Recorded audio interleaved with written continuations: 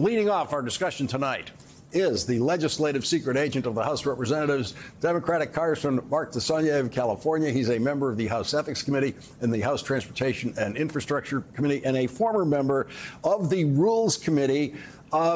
Why you? Why at the beginning of this really amazing strategy scheme did the leadership choose you to file this H.R. 626, which could just save the country?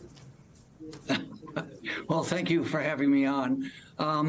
It was really a discussion between myself, Mr. McGovern, and our rules staff, Democratic rules staff, after watching the selection of Speaker McCarthy, 15 votes, as you will remember. Became obvious to me and others that this might be the inevitable result of their caucus. So I just thought it was prudent, and fortunately I had rules staff, as a former member, be able to work with me to get a bill that would give us some options. And it wasn't just for default.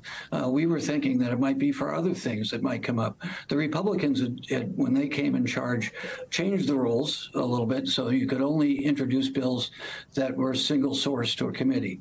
This bill covers enough, so that would have changed once we moved it at the Rules Committee into a single source, but it covered enough strategically so that we could use it for a number of potential issues, and of course this is the most important. You know, I've developed a bit of a reputation on this program as being something of an authority on congressional rules, but if people are paying attention, it's really only Senate rules, where I used to work in the Senate. And when I sat down with the discharge petition rule at the beginning of the year, I spent a weekend struggling through it. And the next week, I happened to be in Washington, and I had a moment with very high-ranking leadership, and I kind of jokingly said, "Are you working on a discharge petition for the debt ceiling?" Because I thought, it's impossible. I've read it, and you can do it for some things, but it would never work with the debt ceiling. And the answer immediately was yes, and mentioned some of whom would be working. Of course, the Rules Committee would be working on it, and Jim McGovern would be working on it. The secret agent name was never mentioned about who was involved. But now I see, as I see what you're doing with it, because of all these legislative day requirements in the rule, the 30 legislative days, which the audience should understand is way more than just 30 days. The 7 legislative days, which, if you were paying attention a minute ago, you'll notice is way more than just 7 days on your calendar. That how do you write a debt ceiling bill that will know what the debt ceiling increase needs to be if you have to write it months in advance? And now we know it's this shell, and it turns out there's a new version of the interiors, possibly, of that shell that's being introduced every day by Richie Neal as you go along, so that there will always be something. Yes, but we know what the contours of that would be. We've been through this before, as you've reported it. The Republicans consistently threatened this. So it's not as if, unfortunately, we're not aware of the process and the content that needs to go in. It's so fascinating to me to see this actually in action. And there came a point where West Wings. Today's the day when it had to become publicly revealed, because today's the day that Jim McGovern was going to go in there and file that rule, which is the key filing, which that couldn't be hidden from Republicans. No, but the bill was public. Well, so you say. You keep saying public. Oh, the bill was public. The bill was public. No one looking at this had any idea that it had the secret capacity to save the country from default by being the shell for the debt ceiling. Well, there were a couple of reporters who called me and asked, and I was truthful with them. I told them that it was potentially, from my perspective, but it was basically to keep our options open. So it was secret in so much that it was there if someone knew. As you say, these are not easy processes to follow. So you need 5 Republicans to say. What happens is, instead of casting votes, people go to the clerk and they simply sign their name to the discharge petition. You need to get to 218.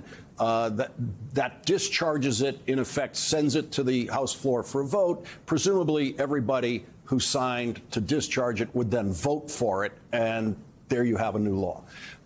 And so the question becomes, how do you get the Republicans you're going to need in the end to get a discharge petition? Well, at least for myself, I am a liberal Democrat from the San Francisco Bay Area, but I've been in politics at the local state level here and now at the federal level for some time. So having relationships with people who are more conservative from more conservative areas, that's part of the give and take. That may be why I'm little known. I enjoy this. So trying to engage on personal relationships to appeal to them that we can work on some of the concerns they have about the budget. That's what we're supposed to do, but not with this kind of threat. The last time we went through this, you probably know this, the rating agency said it would cost 6 million jobs. It would increase, we would lose $15 trillion of household wealth, and our GDP, our unemployment rate would go up to 9%. So this is nothing to fool around with. We should be grown-ups and pass a clean debt limit, and then talk about, in a fiscally responsible way, the things we differ about. And the truth is, there are 5 Republicans in the House right now who do understand the importance of this. Whether they will find the personal bravery to vote for it is another question. And beyond those 5, there's certainly another 50 who would be greatly relieved to have you succeed in raising the debt ceiling this way. I hope so. Congress is tough right now. It's very partisan. The Republicans are extreme. When I first ran for office 30 years ago, I was a Republican. Party changed a lot. But there are still good people over there, and I'm hopeful that there are people who will come to their senses and, as you say, have the courage of their convictions, do the right thing, and give us a clean debt ceiling bill. And then we can talk about the rest and negotiate that as it should be, not with the threat of extortion and the economy, the world economy, suffering really great harm.